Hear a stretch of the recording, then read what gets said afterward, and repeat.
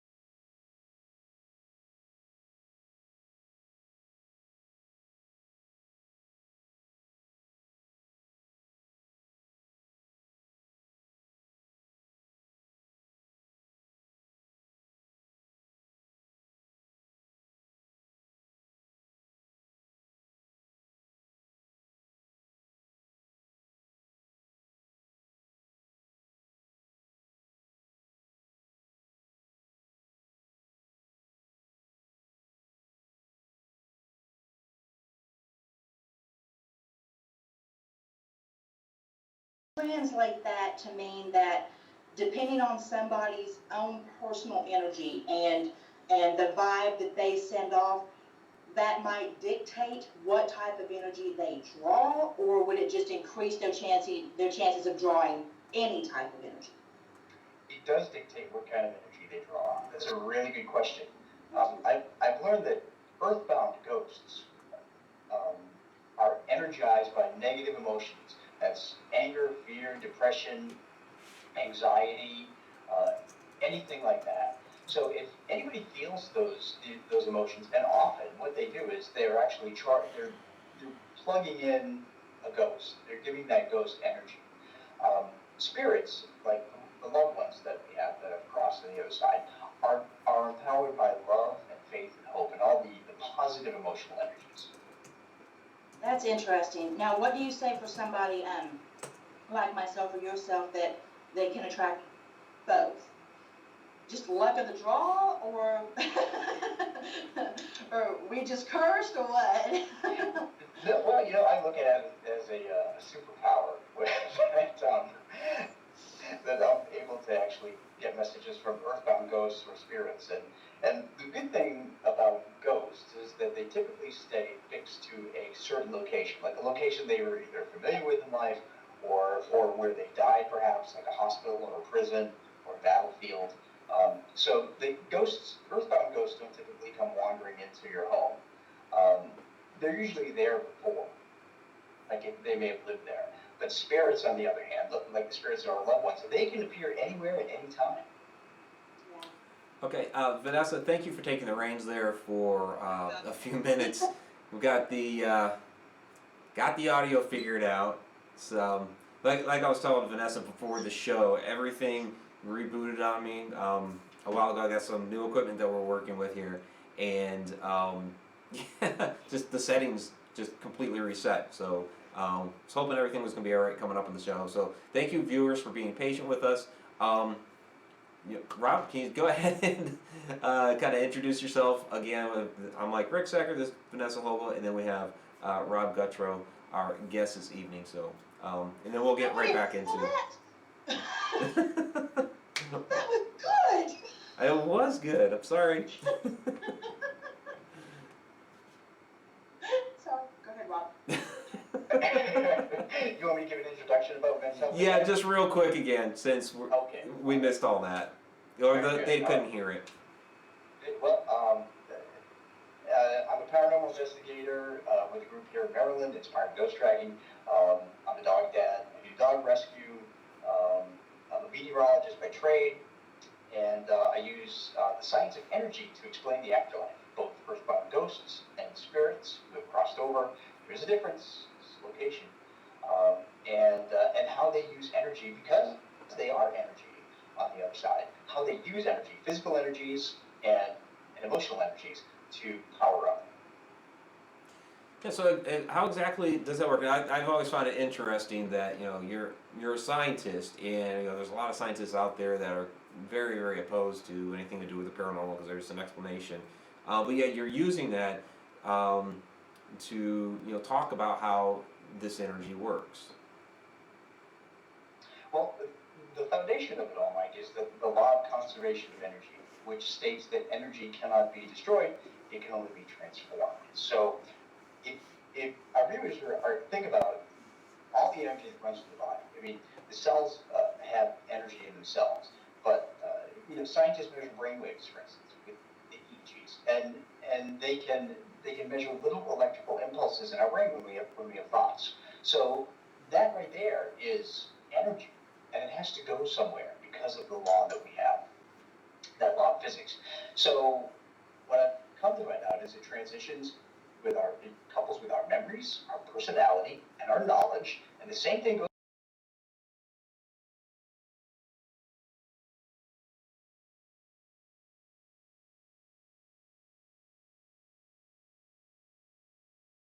with us as well. Now, what were you? That's fantastic. What were you guys talking about with fire just a few minutes ago when I was trying to fix the audio? Because that's definitely a transfer of energy.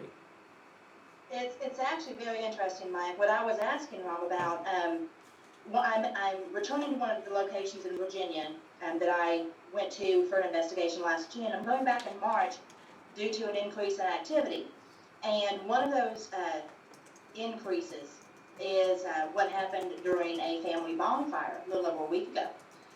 And it seemed that at the time of the bonfire, the energy seemed to increase so much that it was actually tipping over gas cans.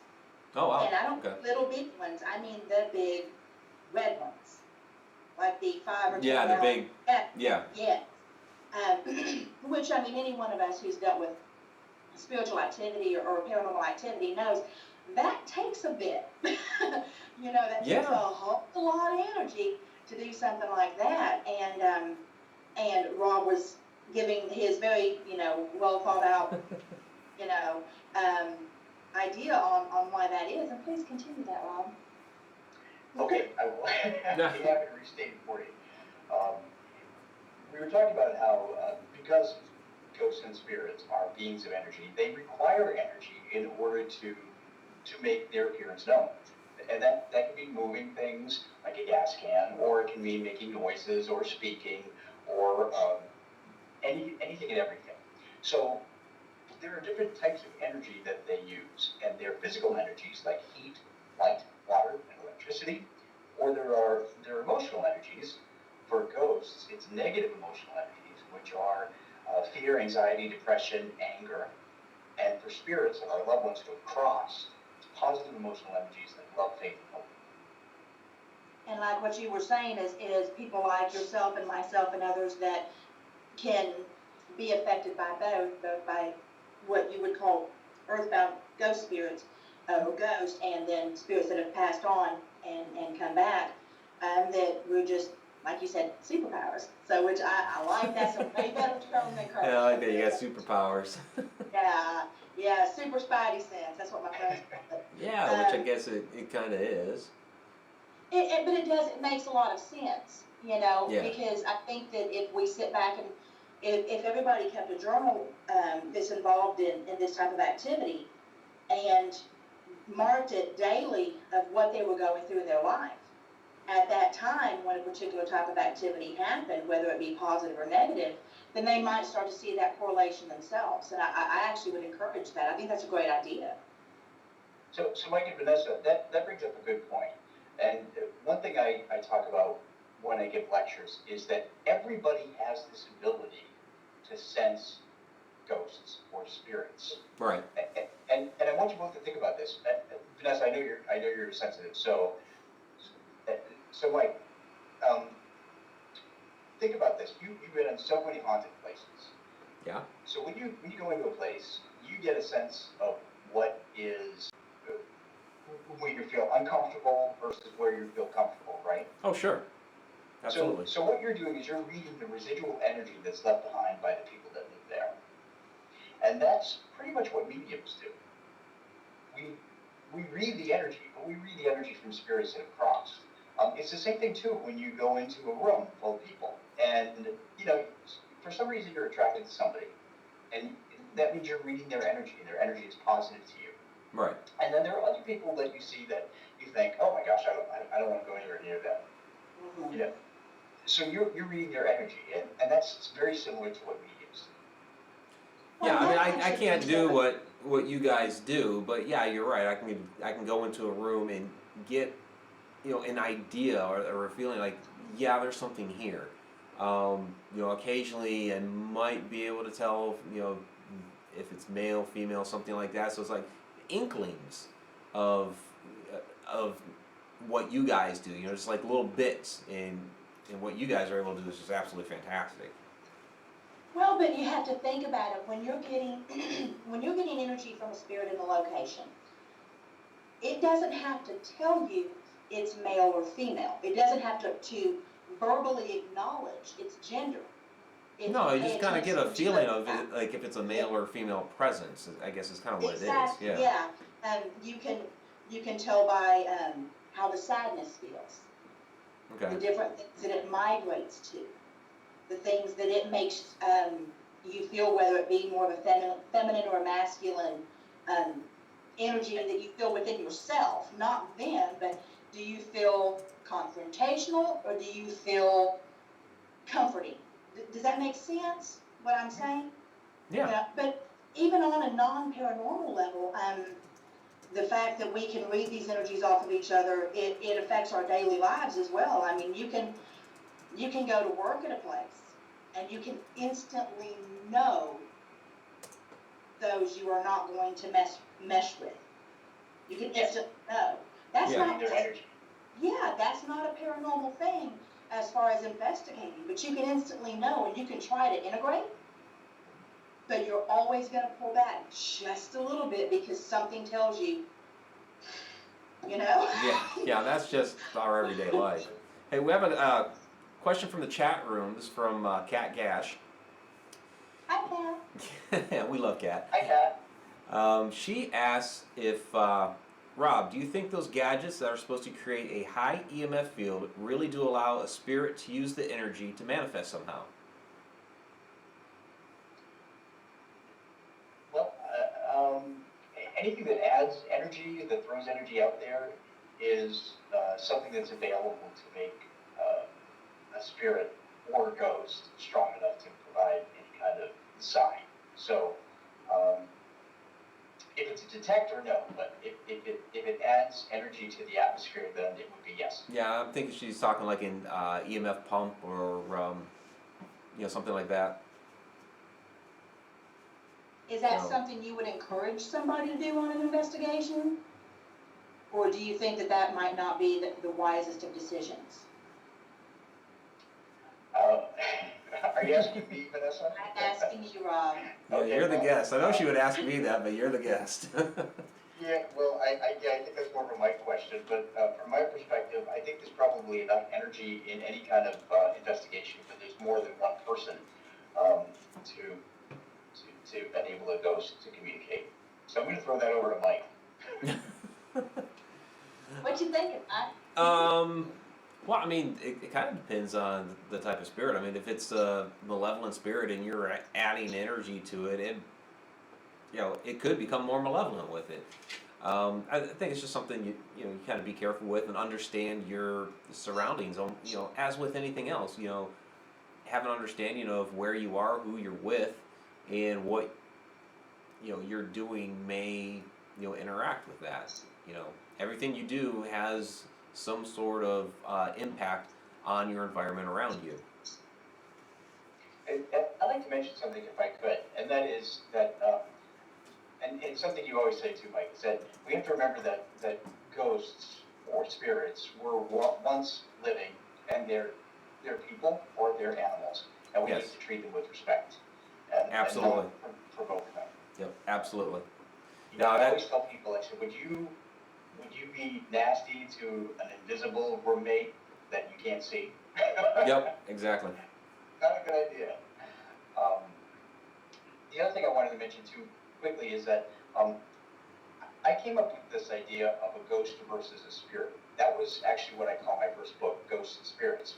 Right. And the reason is because people have been using those terms interchangeably. And I really think that they're not. I mean, the way I use them is that ghosts are the energy that is earthbound, and spirits are the ones that have crossed over. They are similar in that they are people and animals, but it's all about location. And energy, negative energy versus positive emotional energy. So there's similarities, but there are differences. That makes a lot of sense. I think Mike and I have said very similar things that, and I'm happy to hear that you have also said that the spirits, they could have crossed over, but they can come back, because that's what I've always said. I'm like, it's a two-way street. You can go, you can come right on back, Yeah. And they can appear anywhere on the earth at any time, as a matter of fact. So, Now, you mentioned something earlier that I'm not quite certain the audience heard, and I would love to revisit that for just one moment if Mike doesn't mind. Go ahead. You've talked about how, basically energy is energy, and it's ever present, regardless of the form that it's in. That having been said, and by the way, I agree completely. I mean, I'm not a scientist, but my thoughts are, how can we reconcile that with those who want to bring negative energy into a place to prove it exists, to invite it, and how can we reconcile that with people who claim that they can go in and they can just clean everything out and everything's going to be just dandy once it's done, if it's empty. well, that would be nice if you could just clean everything out.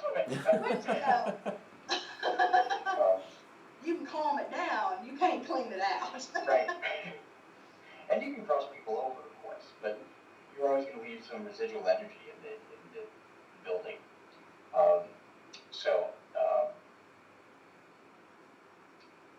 I don't know.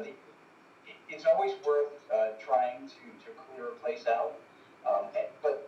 And my intent on the Inspired Ghost Tracking team is always to cross people over, because they really don't belong here as earthbound ghosts. They need to cross over as a spirit.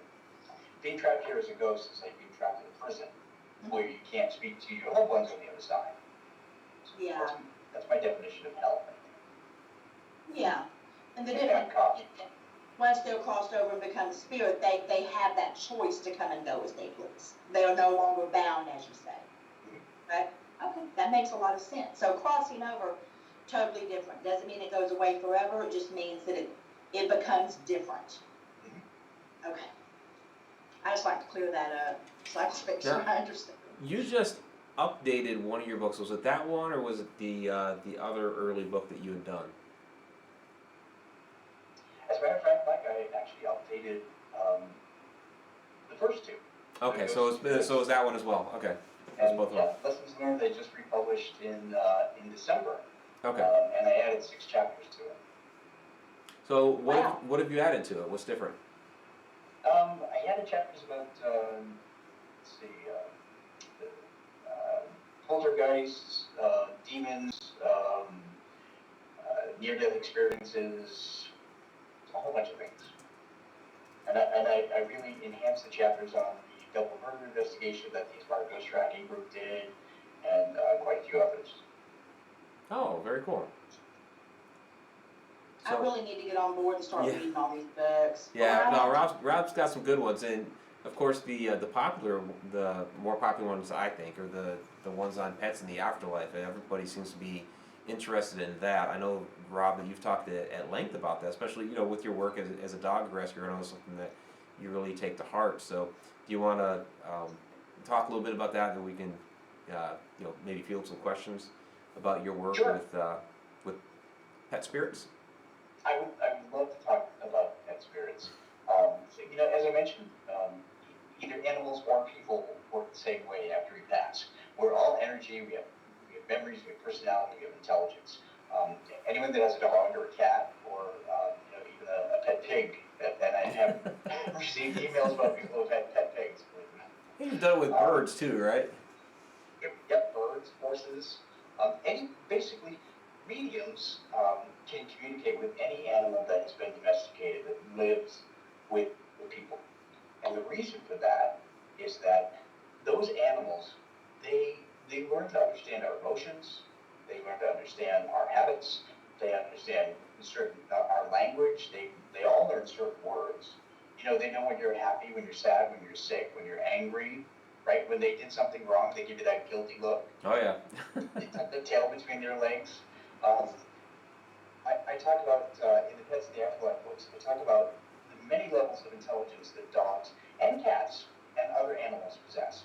I mean, there's instinctual intelligence, there's linguistic intelligence, there's body language, there's different barks or meows to let you know what they're feeling when they want. They give you different looks. There's game playing. There's all kinds of things. And, you know, they also know when you're sick. They cuddle up with you on the bed, right? They know when you're mad at them because they run to another part of the house. Yeah. And if you're late, they know routine. That takes intelligence to know routine. You know, our dogs and cats don't wear watches, but if you are late with their dinner, Oh yeah. Oh yeah. Vanessa?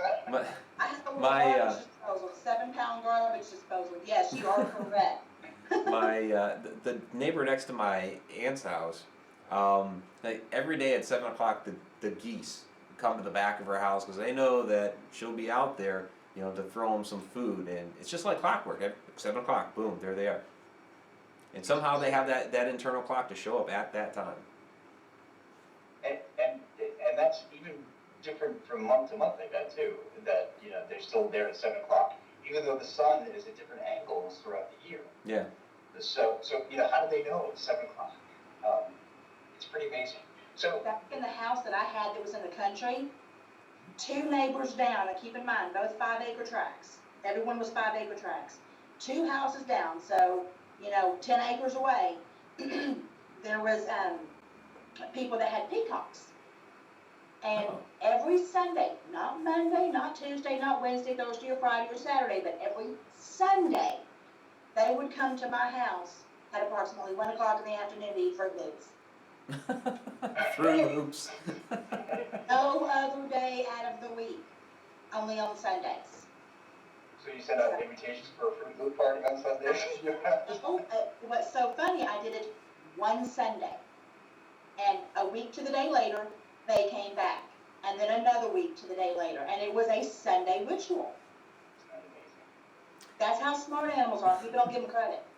Yeah, they certainly don't. And so one of the people that I mentioned in my books is Dr. Stanley Korth, who studies dogs. The dogs are baseline for me because we have 3 canine kids. We have 2 dachshunds and a Weimaraner. And we work with close rescues, dachshunds and Weimaraners. So he's come to find out, after studying them for many, many decades, the dogs have a baseline intelligence of a 3 to 4-year-old human child. As a matter of fact, there was a study that just came out that was published, I think it was 3 weeks ago, where they showed dogs how to solve a puzzle to get to a tree, and they showed human children how to solve a puzzle to get to that same tree. But within the experiment, they added one extra step that didn't matter one way or the other to get to the conclusion. Well, the human children repeated every single step, including the wrong one, the purposeful wrong one. The dogs bypassed the wrong one and got to the tree first. Wow. So they were able to conclude that dogs are smarter than 3 to 4-year-old children. Wow. When it comes to getting to a goal. Wow. So therefore, if you think your dog or cat cannot communicate from the other side, you're absolutely wrong. They can't. Yeah, and I know you've done that, Rob. You've received messages, you know, from pets from the other side for their former owner. So how does that work? Is it exactly the same as with humans? It's very much the same, Mike, in fact. But we have to look at their messages from the animal's perspective.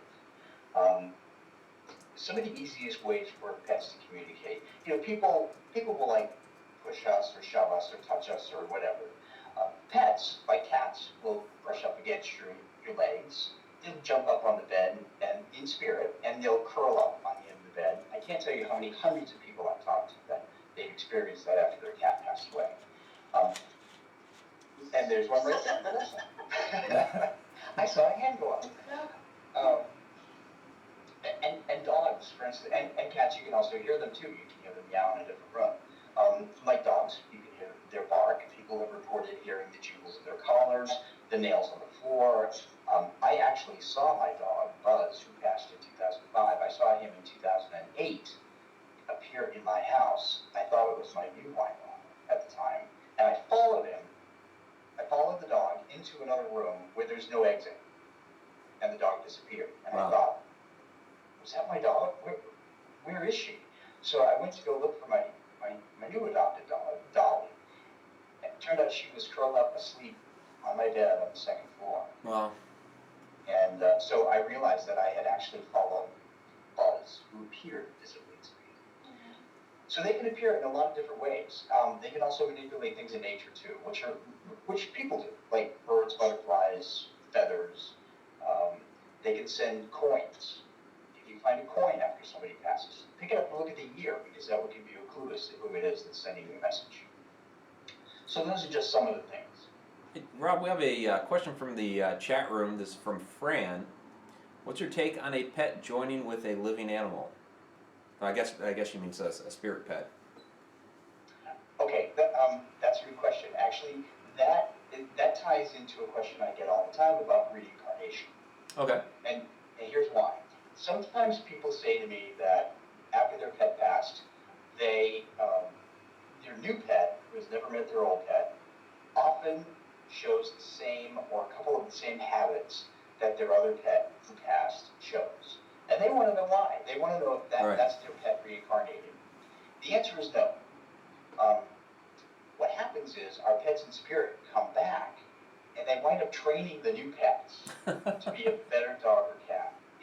I've received that message many times. Wow. And so pets in spirit will come back and assist the new pet on how to be a better pet. That's why they pick up some of the habits. And not all of the habits are good, by the way. True story. Well, sure enough. Now, Rob, you've also done a thing where you've looked at photographs from animals that have passed and been able to receive the messages that way as well? Yes, as a matter of fact, honestly, since I published the book in 2013, I get about 30 to 40 emails from people who lost their pets every week. And they want some kind of a message from their pets. And so, and I don't charge anything to do it, but it just, I do it on my free time. Can I put you on the spot? It's amazing what pets can do. I'll give you an example. I received an email, I think about 2 months ago, of a woman who said that she wanted to know who her dog was with on the other side. And I said, okay. So her dog, I got this image in my mind that her dog was showing me, this older man. He had white hair, he had glasses, so he's a grandfather figure. And the dog showed me that like multiple times, she showed me pictures of him, but he was always wearing a blue shirt, a check shirt and blue pants. Okay. And I thought, that's weird. He's got the same outfit on all these different times. So I wrote her back and I said, this is what your dog is showing me. Do you know who this is? I said, this is your grandfather. And she wrote back and she said, yes, it's my grandfather. And he only had a closet full of checkered shirts and blue pants. She was blown away that a dog could know this. I said, but well, the reason is the dog is conveying to me what they see. Mm-hmm. That's so sweet. So, can I put you on the spot, Rob? Can I put you on the spot? Sure. All right. 'Cause I know you've talked about this before, and it's been in your books. I have a couple photographs here of my childhood dog. So do you mind if we do that? I know. All right. And for the viewers, there's the photographs. And I have Rob down here, so I don't know if you can see that. Not very well. All right, let me adjust here. So I can't see. Okay, is that better? It is a little better. It looks like a husky. Yes. Mhm. Okay. Oh, Mike, look how cute you are. Oh, thanks. Oh. You really bonded with that little guy. Yeah. Well, he became a big guy. Yeah. She did become a big guy. She. Yeah. What was her name? Nikki. Nikki? We spelled it different ways. Nikki is the way I always spelled it. My mother would spell it Nickie or something like that. Well, I asked if it's KKI because that's what I was seeing. Yeah, that's the way I would always spell it. Okay, that's why that's why I got that spelling. Normally I spell Nikki Nicky. Okay. So interesting. Yeah, she. I'm getting the sense that although she was bonded to you, she says you were kind of a challenge. Okay. Was she training you or were you training her? I was little. Yeah, I think she was training you. Yeah, she probably was. Well, it's easier if you email it to me, and All that right. way, and I can do ask that. me whatever you want to know, and then I Sure. can tell you. But what I got off the bat was the spelling Okay. and the training. Okay, that's interesting. Yeah, I'll email it to you. I just wanted to put you on the spot a little bit, since we're Well, live. you And it's good. It sucks, don't it?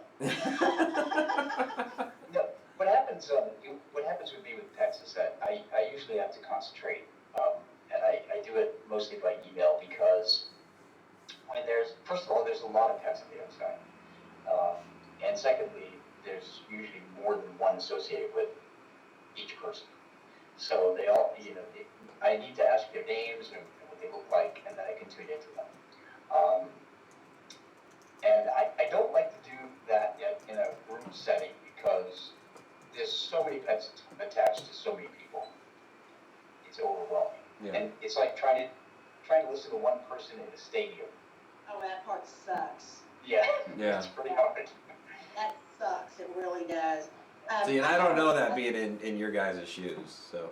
Yeah, it's a big old pain in the butt, I'm not gonna lie to you. So, But I apologize for being a pain in your butt. Oh, always, it's okay. Mike, can I ask you something? Sure. Did she have tummy troubles? Hard times digesting things? Problems with her stomach? Or was that you? Yeah, I don't really remember her having stomach troubles. As for me, I had all kinds of stuff when I was a kid. That's why I'm healthy. That's why I'm healthy now, because I got it all out when I was a kid. That was the first thing I felt and saw when I saw the picture. So I was just curious. Potty training issues? What's that? Potty No, training? it felt like nausea. Okay. Potty training. Now, yeah, there was an issue with that one time. I'm just kidding. Okay, I mean, throw a stone. Okay, any one of us. I'm just saying. Oh my gosh. I Yeah. know, right? Yeah, I'll send it your way, Rob. I know you get a lot of that. I was just trying to give our viewers a little bit of an example of what you kind of do. So, but yeah, I imagine you were saying you get about 30, 40 emails a week. I do, yes. And it's cats, dogs, birds, horses sometimes. What's the oddest animal that you've received? It was an in-home pig. A pig. I love that. Yeah. I want one of those. I want a big one. But you know that because they're domesticated, they're pretty smart. They're supposed to be really like a dog. Mm-hmm. Yeah. So must have. One of these days, when I've got my little cabin in the woods where I can grow my long gray hair and scare the townsfolk. Your left side, you should have this power press. Sorry about that. Just trying to give. So once you're And in start it up power again. press, here you can. I was trying to give somebody your link and I hit the wrong tab and it started up a video. Sorry about that. Oh, okay. It's never working, y'all. It's never. I thought we were hearing a voice from beyond there. I'm so glad it's not just me. I was like, No, that was the video actually where I learned how to create a podcast on iTunes. So, which for our viewers, this will eventually become a podcast. So we're working on that. Yay! Yay! Excellent. Yeah. So what else you got going on, Rob? You got any new adventures planned? Oh, every day's a new adventure, really. One thing I do with the Inspired Ghost Tracking Group is here in Maryland, they have we do a bunch of events at the Belmont Manor, which is just south of Baltimore. So every couple of weeks, we do talks and we do public investigations. There's about 4 ghosts, active ghosts that live in the Belmont Mansion. And we take groups around and explain what happens where, and we got a lot of ghostly interaction during a lot of these public tours. It's pretty interesting. But we give lectures like who the ghosts are, introduction to paranormal investigating, recognizing signs from loved ones. I give my pets in the afterlife talk, and just all kinds of things in Maryland. So that always keeps me busy. It's like every other week. Have you found that as you've continued to do that, that the ghosts or spirits that are at that location have become more comfortable with you, and are more apt to communicate?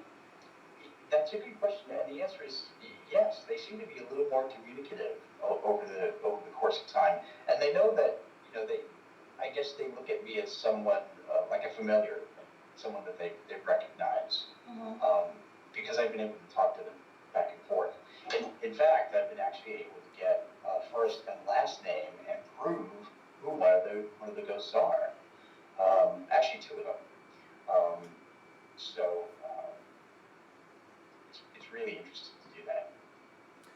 Hey, Rob, got a question from the chat room. This is from Shauna. It's a comment and then a question.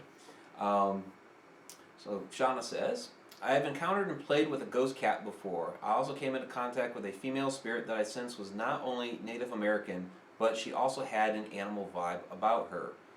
Shapeshifter, do they exist? Everything else does, so why not? Comments? Good question. I like it. I don't know about shapeshifters, but to be honest with you, I haven't encountered any. But I will say that any kind of ghost or spirit can look like anything else. I mean, energy can be manipulated. So what I do know is that ghosts or spirits that don't have enough energy tend to look like black shadow figures. They don't have enough energy to make a visible appearance. So they can be mistaken for other things. Okay. Just like any animals, I suppose. Like if a cat doesn't have enough energy, it may look like a fox, or it may look like a rat. You never know. Yeah, I've encountered, and I don't know why, but I always seem to get this at, not always, but when I have encountered it, it always seems to be at a cemetery. Small, low-level shadow that just it would look like a cat, slinking across the ground, and it's like, it wasn't a real cat, but it was some sort of shadow about that same size, kind of moving like a cat. So is that kind of what you're talking about? Yeah, or it could be like a raccoon, or it's really hard to know. So it all depends on how much energy these ghosts or spirits can absorb in order to make a more accurate form. So they can be mistaken for other things. Okay. cat in my home today in its own little special way. That let out a very loud meow. I mean, it was kind of the feline equivalent to, bitch, I'm here. You know, I mean, that was really what it felt like, you know? And I talk to spirits all the time. But this little thing is frisky and can be somewhat of a, and I don't mean to be rude, but can be somewhat of a nuisance. Any suggestions on what I might do with that? Sure. I guess that's not one of your former cats. No. Okay.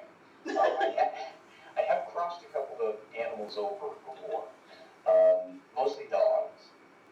The easiest way to do that is to try and get them to look at them as if they're still living in the physical, and get them to chase something. So what I've done before is I've opened a portal of light, and I've taken a treat, and I've thrown it in the portal of light, and they'll jump right in. Other ways you can get the cat to cross over is to open that portal and connect to the energy that is of someone, a loved one that's connected to them on the other side, and have them bring that cat over. That's what we do with people too. Here at Inspired is that we call upon the relatives of loved ones, human or pets, and have them cross over.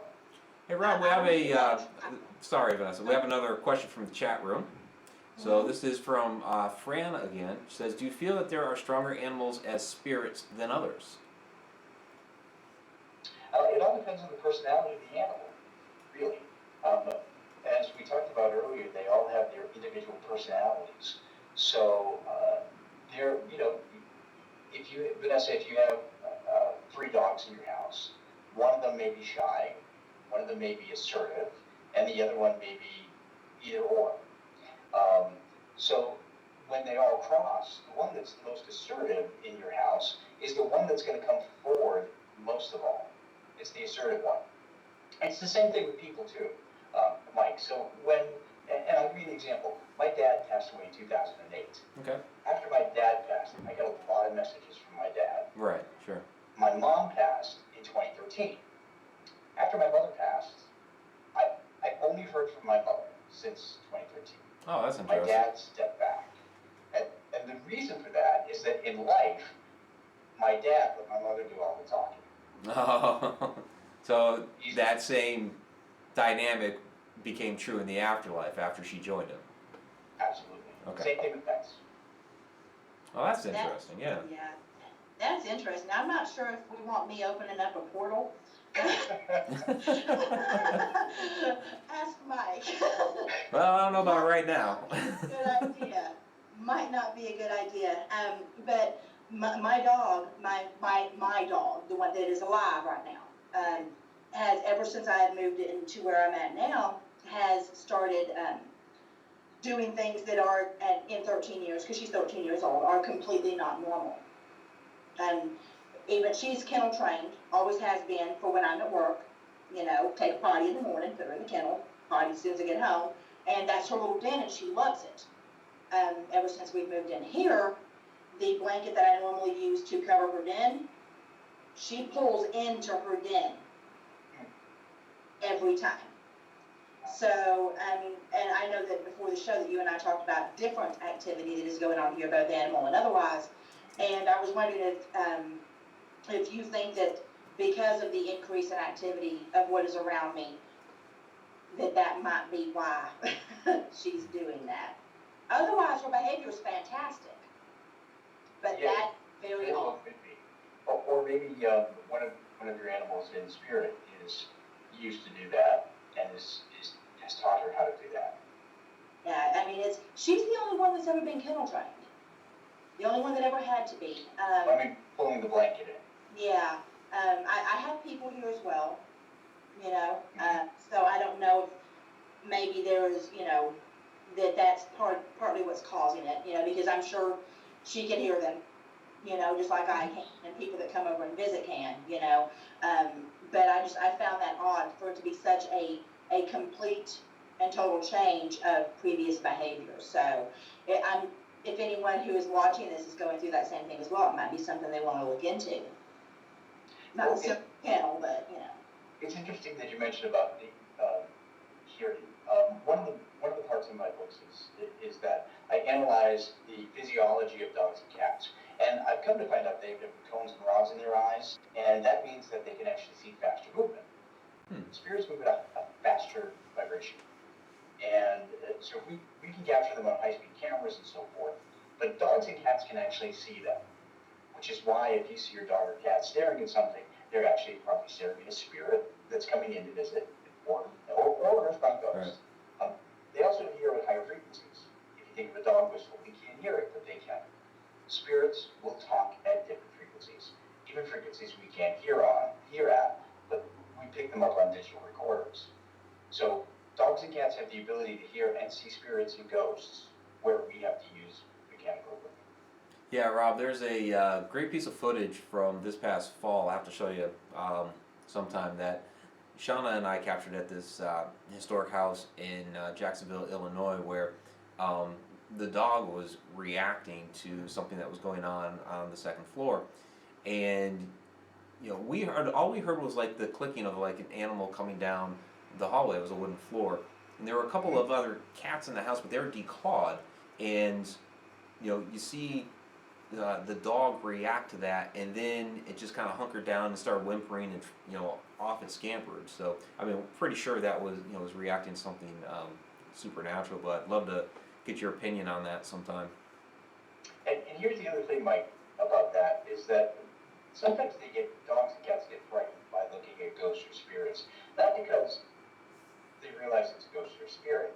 It's because they don't have the smell of a human or a living person. Ah, okay. They see them and they hear them. And they're not picking up the scent. Okay. Yeah. So that makes sense. Yeah. And what I find odd about that, and it's strange that you brought that up, because I was going to ask you earlier when we were talking about energies, is they don't have the same scent to an animal. They have a completely different scent or taste, the air around them, to me, especially if it's a negative energy. So have you come across that? Do you run into that, or is your palate affected at all? It's not. I've always had a bad sense of smell, so I'm actually happy about that. You should be. It's not pleasant. But no, that's interesting. I've never thought of it that way. I never knew that about animals, that they couldn't smell them, because I can. Yeah. What's interesting is that I always look at things from the dog or cat's perspective, and you know when a dog can smell a tree, like a crumb, they'll find it. Oh yeah. But they don't see. That's why they seem to be skittish whenever there's a ghost or a spirit around. They can hear them and see them, but they can't smell them, and it doesn't make any sense to them. And it wouldn't make any sense to anybody, really. Right. Hey, Rob, we got another question from the chat room. It's from Fran again. Do you use dogs with your investigations? I do. Very rarely, but I do. Actually, in my first book, I wrote about taking out Weimaraner Dolly on an investigation, and she helped prove that there was the spirit of a dog, the family dog, that was visiting from time to time. Oh.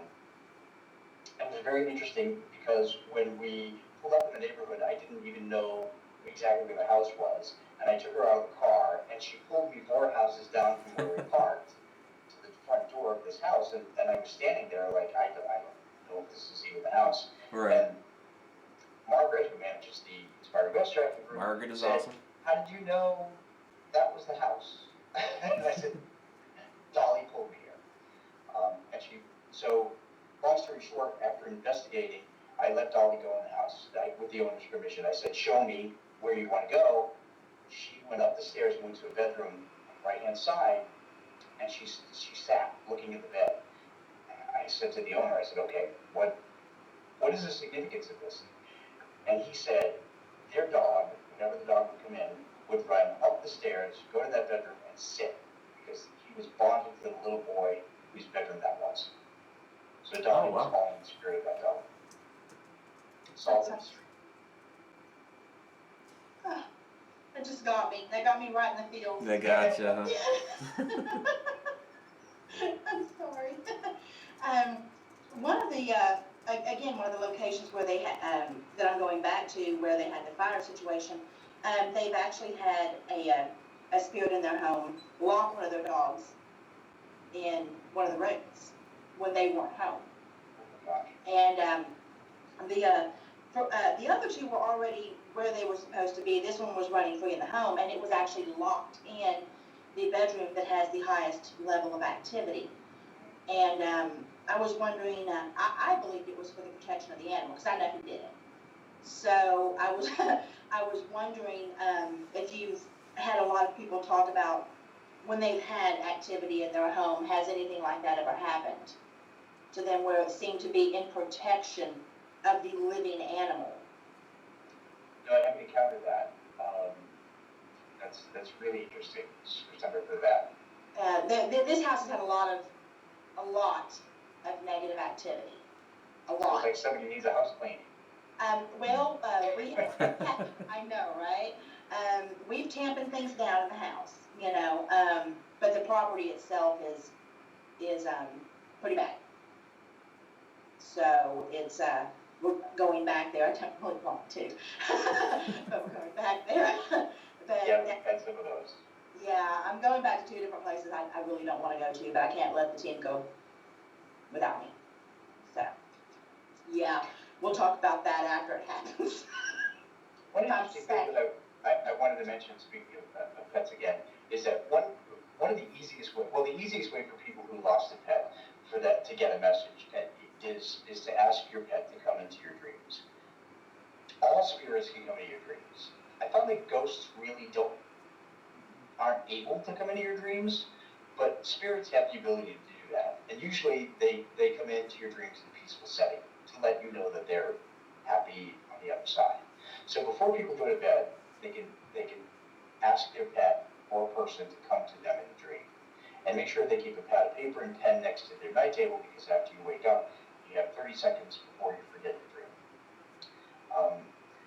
So that's the easiest way. And grief also blocks messages from spirit. So, you know, your dog you could hear your dog's nails, your dog spirit's nails on the floor, and you'll dismiss it out of your grief. So there are a number of things that I read about, all the different ways that people can recognize different signs. One interesting way is that they can also bring you to a pet that looks just like them, a doppelganger, if you will. Oh, and yeah. That actually happened when I was actually doing a pet expo. I was at a pet expo in New England.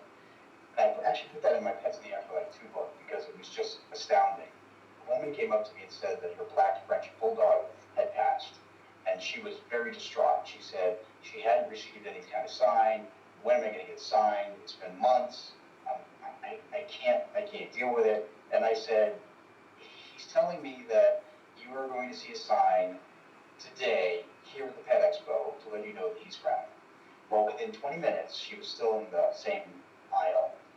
Up one walks a guy walking a black French bulldog, the only one in the entire Pet Expo. And I said, there's your sign. Yeah, that'd definitely be a sign. Yeah. Yeah, it's not exactly a common dog, you know? No. You don't see a whole lot of them. Well, the thing is that the dog actually walked down the aisle after she mentioned it. And, you know, so like there's no such thing directly as after, yeah. Spirit. Okay. That's so sweet. I get all choked up. Here you get up again. You're going to be all choked up. Well, Rob, you keep making her cry. No, now I love my little Cha-Cha. Don't get me wrong, she's my baby. But when I was 2, we got an Irish setter who was also 2. And she was mistreated by the family before us. And so we kind of acquired her. Beautiful, purebred Irish setter, the most gorgeous you've ever seen, ever, okay? The smartest animal that I've ever come across. And she died when I was 21. That tells you how old that dog was. Yeah. You can look at her and you can say, lady, you stink. and she'd go and get in the bathtub. She refused to drink out of a bowl. She would use the kitchen faucet, and she would nudge it open with her nose, and then use her paw to close it. Wow. And she used to, the people that she had to stay with for a while, because we were in an apartment, they lived off of a highway down from an airstrip. And she would leave their house, go down, follow the fence line, go to the tunnel underneath the road, the little sewer tunnel, go underneath that, go to the flight strip, and fly with the pilots. They would feed her sandwiches. Yes. Wow. Brilliant animal. And I know she's around. Nice. You know. Well, Yeah, she died 23 years ago. oh wow. She's probably flying overhead right now. Yeah. She was amazing. Well, Rob, we have one more question from the chat room. Then we need to wrap it up because it's been our hour. Oh my gosh. And this is a concern with with some. So no, if the animals are vicious in life, do they come back as a vicious spirit? Yes, they can be. It's just like people. We Yeah. all maintain our personalities. So if we're a jerk in life, we're going to be a jerk in death. Right. If we're a good person in life, we're going to be a good person in death. That's why we have such nasty ghosts sometimes that stay behind in prisons and haunted places. They were just mean people. And even though they have an awakening when they die, it doesn't mean that they want to really change their personality. Makes perfect sense to me. Yeah, it does. Yeah, we say that about human spirits all the time. So thank you, Don, for the question. And like I said, we're a little bit past an hour, so we're gonna have to wrap it up. Rob, really want to thank you for coming back on the show. Can you go ahead and give everybody your website and let them know where they can find you? Sure. Actually, they can just, I think they can pop in Rob Gutro, ROBGUTRO.com, and it'll bring up my Ghosts and Spirits page. They can also find me on Facebook, just put in Rob Gutro, GUTRO, Ghost Medium Book on Twitter. I'm on Google and Pinterest and all those things that I'm still learning, so. Yeah, there's a lot of different. There's a lot of different social media out there to get into. So, but you're on a lot of it. So, I know I tag you on Twitter all the time. So people can contact you if they want to find you. Well, Yeah. My books are all on Amazon, and actually, I have stories in 2 of your books, if I may plug them. you may. Encounters from the Paranormal, 1 and 2. We're both in there, Rob. Yep, you guys are both in there. How about that? So I really appreciate you both having me on tonight. It's been really a pleasure. Thank you so much. Yeah, thanks again, Rob. Fun. Yeah, always a pleasure having you on. So this is well, the first time that we've done you on a live stream. We had you on the old radio show. So I have a face for radio. you do? You have a face for Me radio? too. Oh, you're good, Rob. Come on now. Hey, at least I didn't eat nutty bars during this broadcast. Yeah, you were doing that the one time. I was hungry. I was hungry. Oh well. That's why people love me, because I don't care. That's right. Well, we have a good time. Yeah. All right. I'd love to come back sometime and talk about my encounters with human ghosts and spirits. Please. Yeah, we can definitely do that. We'll set up another time for you to come back. Yeah, let's do it. We'll do it. Mm-hmm. Absolutely. Very good. And just so to everybody out there, remember your pets are always bound to you. They will always be with you, and they'll be wagging their tails in the afterlife when it's your time to cross. Oh, see, feels. Stop it, Rob. It's 3 times you got her crying. Okay. I'll say goodnight, Vanessa.